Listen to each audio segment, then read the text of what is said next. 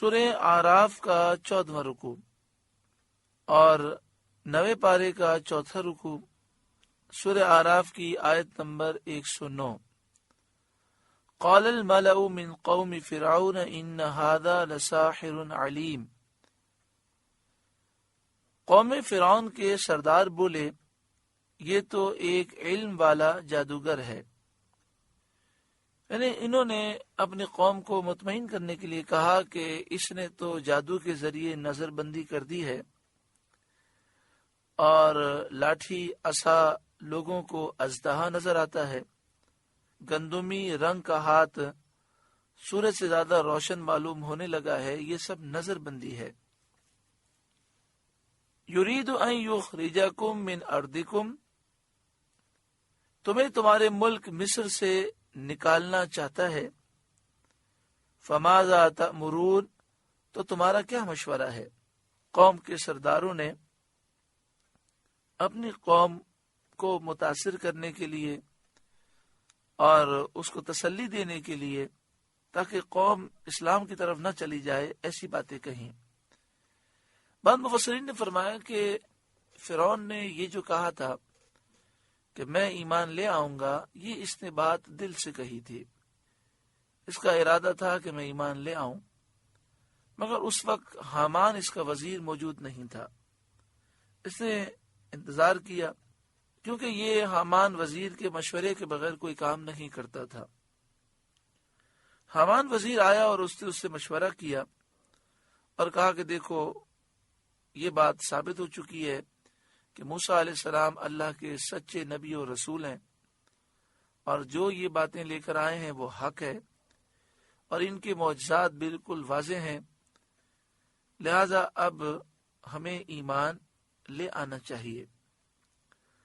تو حامان نے اسے مشورہ یہ دیا کہ ہمیں ایمان نہیں لانا چاہیے، اب تک پورے مصر کے لوگ آپ کی پوجا کرتے رہے، آپ کو خدا سمجھتے رہے، اور بنی اسرائیل آپ کے غلام ہیں۔ جب آپ موسیٰ علیہ السلام پر ایمان لے آئیں گے تو آپ موسیٰ علیہ السلام کے غلام بن جائیں گے، اور بنی اسرائیل ہم پر حاکم ہو جائیں گے۔ آپ اب تک حاکم تھے اور مصر کے لوگ آپ کی پوجا کرتے رہے، اب آپ عابد بن جائیں گے، پہلے آپ معبود تھے۔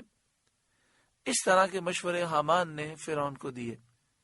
تو فرعون نے کہا کہ تمہاری باتیں تو صحیح ہیں کہ ہمارا ملک اس سے چلا جائے گا اور یہ سارے معاملات ہوں گے، لوگ بھی کہیں گے کہ اب تک یہ کہتا رہا کہ میں خدا ہوں، اب یہ کہہ رہا ہے کہ میں نے جھوٹ کہا تھا۔ لیکن مسئلہ یہ ہے کہ ہم ایمان نہیں لائیں گے تو موسیٰ علیہ السلام کے معجزات اس قدر واضح ہیں کہ لوگ اسے دیکھتے ہی ایمان لے آئیں گے۔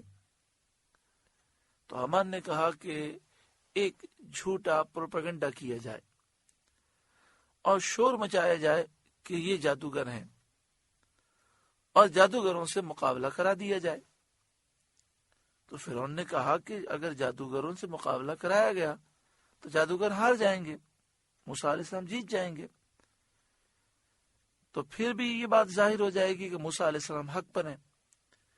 تو حامان نے کہا کہ لوگوں کو ہم یہ تاثر دیں گے کہ جادوگروں کے مقابلے ہوتے رہتے ہیں، کبھی کوئی جادوگر جیت جاتا ہے، کبھی کوئی ہار جاتا ہے، اور ہم لوگوں کو یہ سوچ دیں گے کہ یہ سب جادوگر ایک ہی ہیں اور یہ جادو کے زور پر تمہارے ملک پر قبضہ کرنا چاہتے ہیں۔ مطلب پیارے بھائیوں، آج بھی کفار کی طرف سے اسی طرح کا پروپیگنڈا کیا جاتا ہے، اسلام کے خلاف، مسلمانوں کے خلاف، اور اس کے ذریعے وہ حق کو دبانے کی کوشش کرتے ہیں۔ اللہ تبارک و تعالی مسلمانوں پر کرم فرمائے، جس طرح فرعونی غرق ہوئے، برباد ہوئے، اللہ تعالیٰ دشمنان اسلام کو نیست و نابود فرمائے۔ تو پھر فرعون نے حامان کی ڈیوٹی لگائی کہ قوم کا ذہن بنایا جائے۔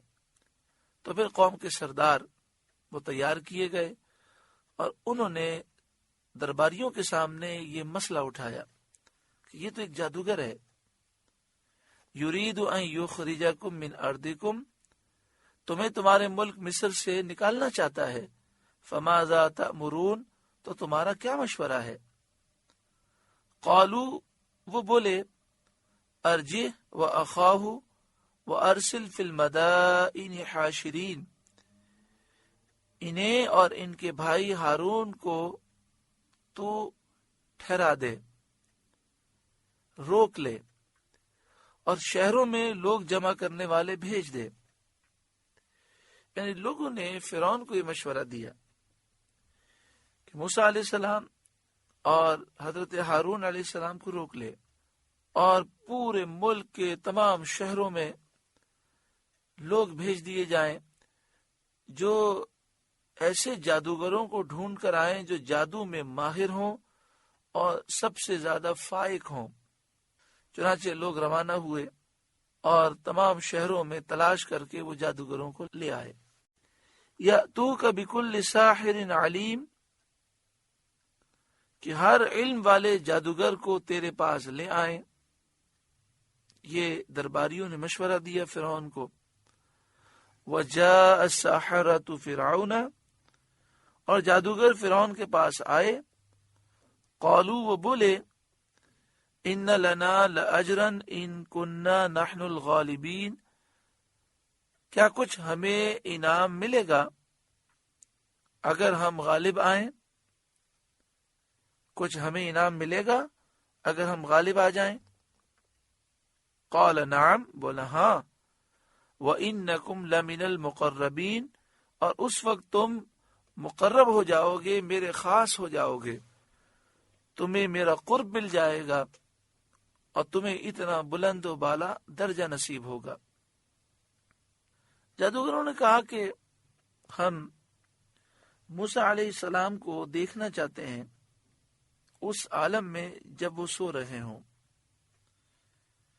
تو فرعون نے اجازت دے دی۔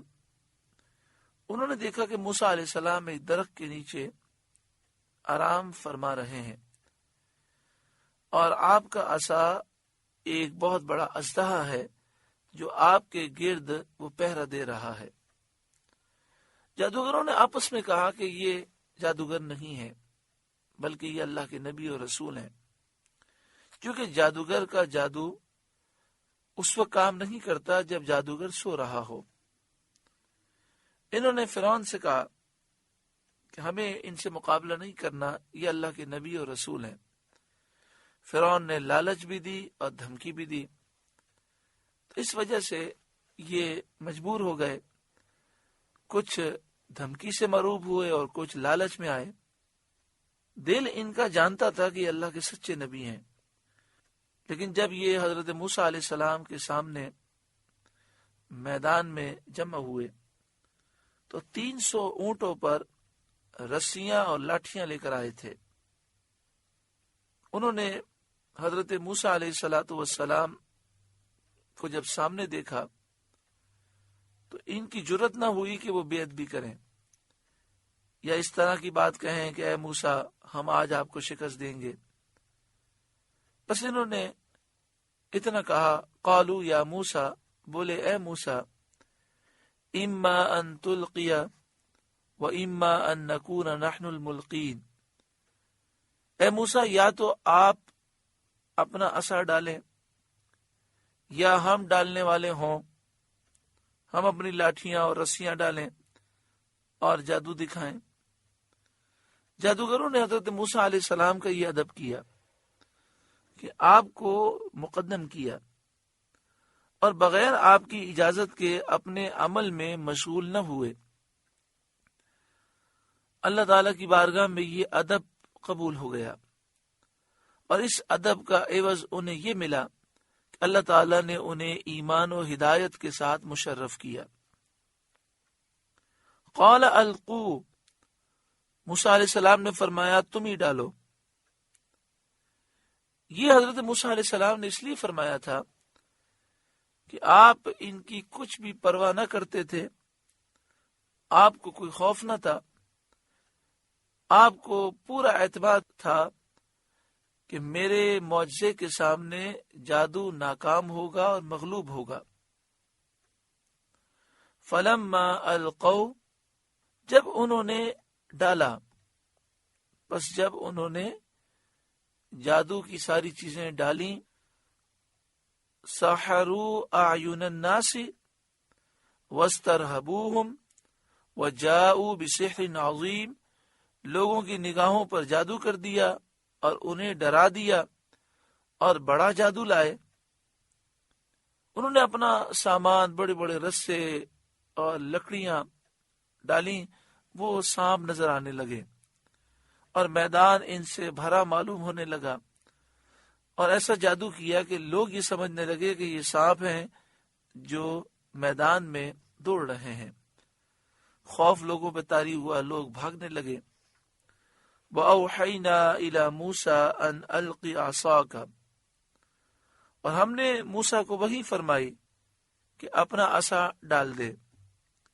فَإِذَا هِيَ تَلْقَفُ مَا يَأْفِكُونَ، تو اچانک وہ ان کی بناوٹوں کو نگلنے لگا۔ جب حضرت موسیٰ علیہ السلام نے اپنا عصا ڈالا تو وہ ایک عظیم الشان بہت بڑا اژدہا بن گیا۔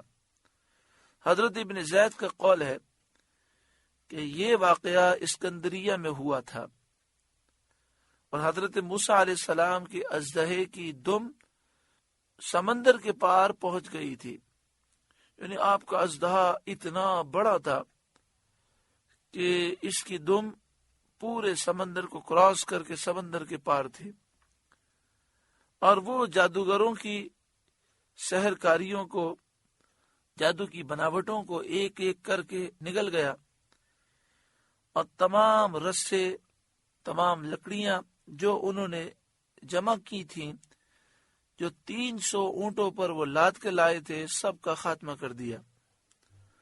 جب موسیٰ علیہ السلام نے اس کو اپنے دست مبارک میں لیا تو پہلے کی طرح عصا ہو گیا۔ اس کی سائز میں، اس کے حجم میں اور اس کے وزن میں کوئی فرق نہ ہوا، وہ اسی طرح لاٹھی تھی جیسے پہلے تھی۔ یہ دیکھ کر جادوگروں نے پہچان لیا کہ موسیٰ علیہ السلام کا عصا جادو نہیں، انسانی قدرت ایسا کرشمہ نہیں دکھا سکتی، ضرور یہ آسمانی معاملہ ہے۔ یہ بات سمجھ کر وہ آمنا برب العالمین کہتے ہوئے سجدے میں گر گئے۔ فَإِذَا هِيَ تَلْقَفُ مَا يَأْفِكُونَ، تو اچانک وہ ان کی بناوٹوں کو نگلنے لگا۔ فَوَقَعَ الْحَقُّ، تو حق ثابت ہوا، وَبَطَلَ مَا كَانُوا يَعْمَلُونَ، اور ان کا کام باطل ہوا۔ فَغُلِبُوا هُنَالِكَ، تو یہاں وہ جادوگر مغلوب پڑے، شکست کھا گئے۔ وَانْقَلَبُوا صَاغِرِينَ، اور ذلیل ہو کر پلٹے۔ وَأُلْقِيَ السَّحَرَةُ سَاجِدِينَ، اور جادوگر سجدے میں گرا دیے گئے۔ یعنی یہ معجزہ دیکھ کر ان پر ایسا اثر ہوا کہ وہ بے اختیار سجدے میں گر گئے۔ ایسا لگ رہا تھا جیسے کسی نے پیشانیاں پکڑ کر زمین پر لگا دی ہوں۔ قالوا آمنا برب العالمین، بولے ہم رب العالمین پر ایمان لائے، اس پر ایمان لائے جو سارے جہاں والوں کا پالنے والا ہے۔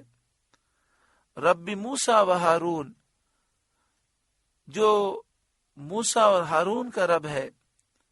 قال فرعون، فرعون بولا، آمنتم به قبل ان آذن لکم، تم اس پر ایمان لے آئے اس سے پہلے کہ میں تمہیں اجازت دوں؟ تم میری اجازت کے بغیر موسیٰ علیہ السلام پر ایمان لے آئے؟ ان ھذا لمکر مکرتموہ فی المدینہ، بے شک یہ بڑا مکر ہے جو تم سب نے شہر میں پھیلایا ہے۔ لتخرجوا منہا اہلہا، تاکہ تم شہر والوں کو اس سے نکال دو۔